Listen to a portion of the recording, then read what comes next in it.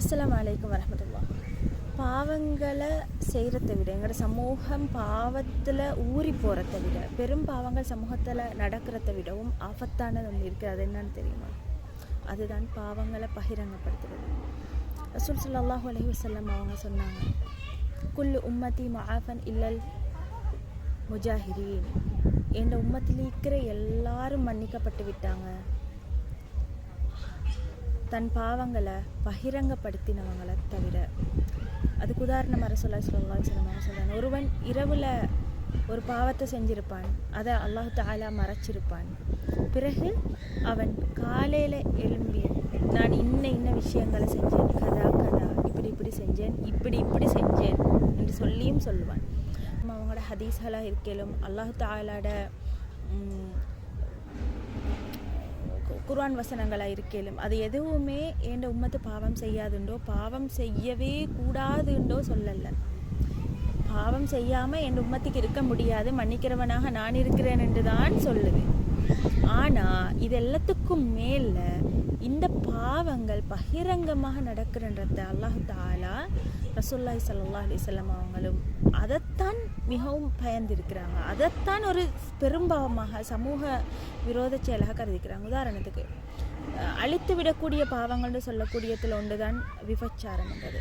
ஆனால் இந்த விபச்சாரத்துக்கு நேரடியாக 4 சாட்சிகள் நேரடியாக தன் கண்ணூடாக ஒரு விபச்சாரத்தை கண்டா மட்டும்தான் அந்த விபச்சாரத்துக்கான தண்டனை வழங்கப்படும். இல்லாட்டி ஒத்தர் கண்டாலும், இல்லாட்டி 3 பேர் கண்டாலும், 2 பேர் கண்டாலும், நேரடியாக கண்டாலும் அது ஒரு அவதூறாக கருதப்பட்டு அவங்களுக்கு அவதூறுக்குரிய தண்டனை தான் கொடுக்கப்படும் என்று சொல்கிற இஸ்லாம். ஏண்டா 4 பேர் காண்ற அளவுக்கு ஒரு விபச்சாரம் நடக்குதுண்டா அந்த இடத்துல தான் அது பகிரங்கப்படுத்தப்படுது பாவம்ன்றது. ஸோ முஸ்லீம்ட மானம்ன்றது, ஒரு மனிதன் அவன்ட மானம்ன்றது எல்லாம் ரொம்ப உன்னதமான விஷயங்களாக இஸ்லாம் கருதுகிற விஷயம். ஸோ பாவம் செய்கிறன்றதை விடவும் பாரதூரமான விஷயம்தான் ஒரு மனிதன் அந்த பாவத்தை பகிரங்கப்படுத்துகிற அந்த கட்டத்தில் அவனோட வெக்க உணர்வோ, அவனோட இறைவனுக்கும் அவனுக்குமான அந்த ப்ரைவசி எல்லாமே இல்லாமல் போய்ட்டுருது. அந்த வெக்க உணர்வு எப்போ இல்லாமல் போய்ட்டுருதோ அவனுக்கு அந்த டைமில் ஈமான் போய்ட்டுரும். ஸோ வெக்க உணர்வு, அந்த கில்ட்டி ஃபீலிங் இருக்கும், குற்ற உணர்வு இருக்கும் வரைக்கும் அவன் பாவங்களை செய்கிறத விரும்ப மாட்டான். அந்த வெக்க உணர்வு தான் அவனை பாவங்கள் இருந்து பாதுகாக்குது. ஸோ இப்போ இன்றைக்கி எங்களுக்கு எடுத்துக்கொள்ளையிலும் ஹுத்துபா மேடைகள் முதல் ஃபேஸ்புக் போஸ்ட்டுகள் வரை, சோஷியல் மீடியாவில் வர போஸ்ட்டுகள் வரை எல்லாமே சொல்கிறது என்னண்டா தான் செஞ்ச பாவங்களை பகிரங்கப்படுத்துகிறதாகத்தான் இருக்குது, இல்லாட்டி இன்னொருத்தன் செஞ்ச பாவத்தை பகிரங்கப்படுத்துகிறதாக தான் நிற்குது. ஸோ இந்த பாவங்களோட வகைகளை, பாவங்களோட வெரைட்டிஸ் தெரியாதவங்களுக்கு கூட அதை தெரிய வைக்கிற மாதிரி தான் இன்றைக்கி இருக்குது. மிம்பர் மேடைகள் கூட ஆபாசமான சில விஷயங்கள், சில வார்த்தைகளை பயன்படுத்தி இப்படின்னு அதை டிஸ்கிரைப் பண்ணி இந்த பாவங்கள் இப்படி நடந்ததுன்னு சுவைப்பட அதை ருசித்து சொல்கிற ஒரு காலத்தில் தான் நாங்கள் இருக்கிறோம். ஸோ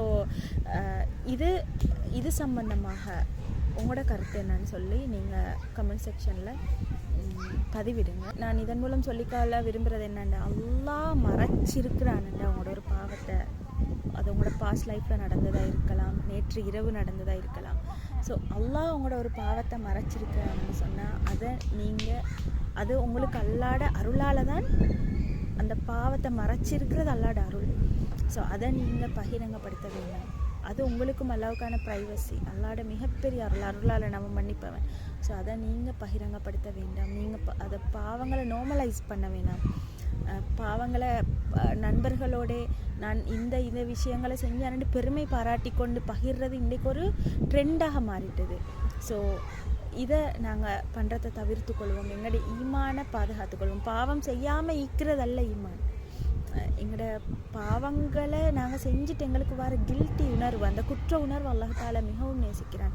நாங்கள் நன்மை செஞ்சுட்டு எங்களுக்கு வர அகங்காரம், ஆணவத்தை விடவும் நாங்கள் ஒரு பாவத்தை செஞ்சுட்டு அல்லாஹுக்கு இடத்துல குற்ற உணர்வோடு இறங்கி பணிவோடு நாங்கள் அல்லாஹ் இடத்துல பாவ மன்னிப்பு தேடும் பொழுது அல்லாஹ் தஆலா எங்களோட பாவங்களை மன்னிக்கக்கூடியவனாக இருக்கிறான். அல்லாஹ் தஆலா சந்தோஷமாக அதை மன்னிக்கக்கூடியவனாக இருக்கிறான். ஸோ அந்த குற்ற உணர்வுன்றது அல்லாஹ் தஆலாக்கு மிகவும் விருப்பமான ஒரு விஷயம்.